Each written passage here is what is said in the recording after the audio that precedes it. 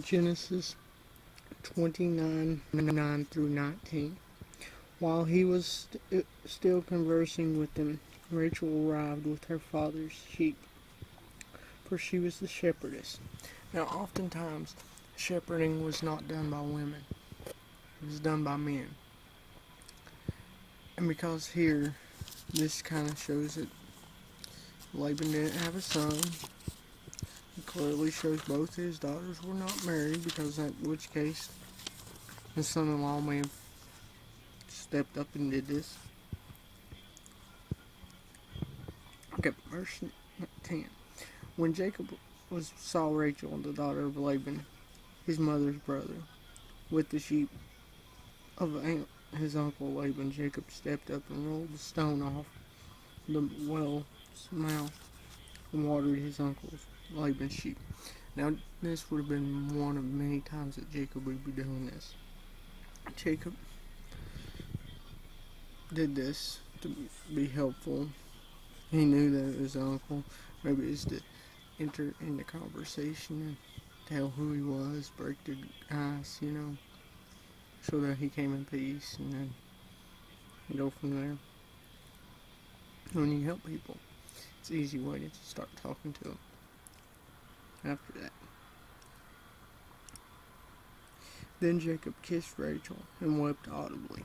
Now this would have caught Rachel off guard. It was common to give people hugs. But at this point, Jacob did not tell Rachel who he was. Rachel just knew he's some guy. This would have been rather odd, because the contact with men and women were not much back then.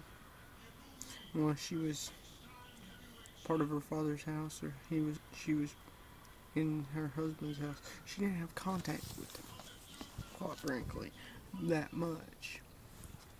Her being in charge of the sheep, she would have had a little more contact, but still this reaction would have been odd until he told who he was. When Jacob told her that he was her father's nephew, son of Rebekah, she ran and told her father. So she understands now why he reacted the way he did. She's excited with the news. He obviously came for a reason. He hasn't told that yet, and he don't get into that till a little bit later. But she's happy. And the families come together. And she possibly never met Jacob, never met Esau. It's possible, and very likely, before this point. This may be the first time she met Jacob, and probably is, seeing how she didn't know who he was. They may have met when they were kids, but I highly doubt it. When Jacob told Rachel that and Jacob, on hearing the tidings, Jacob, his sister's son, ran to meet him, embraced him fervently with him, and brought him home. Now this was a common reaction in family. Now that Laban knows he's family, he reacts in a common way. Now embracing somebody was common for a visitor, somebody who came to visit you. But he's showing care, concern. He's like, you're part of my home, coming to my home. Then he told Laban all the particulars, to which Laban responded, you certainly are bone of my flesh. He stayed with him for a full month. So Jacob lived with Laban. He continued to live with him live in this area for about 20 years, I think, before leaving. When Laban said to Jacob, just because you were near to kin to me, ought you work for me for nothing. Now at this point, Jacob had been apparently working for Laban for nothing. Only servants did this. Now, so this kind of shows that Laban, he could have brought it up earlier, but he waited. shows that Laban's trying to take advantage of him from the beginning. Hints of it there.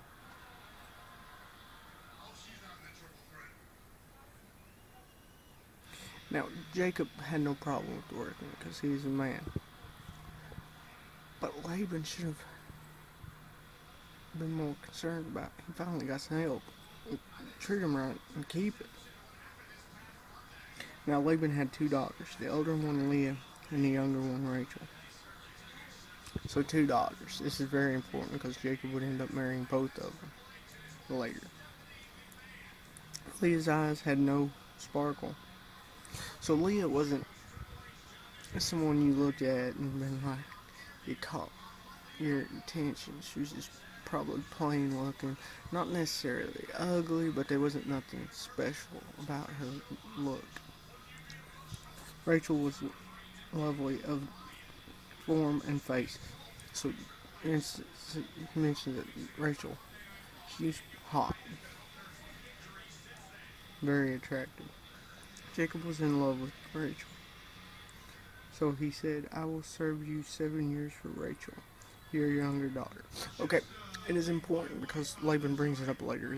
It is custom that the older ones get married first, which may have been the custom that prevented Rachel from being married.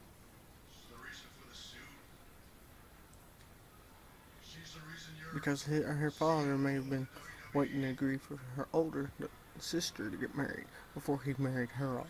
He would have no problem marrying her off if she's good looking. To which Laban replied, I'd rather give her to you than any other man. You stay with me. Now he wasn't giving her to him. He was going to work for her. It was custom to work for your wife.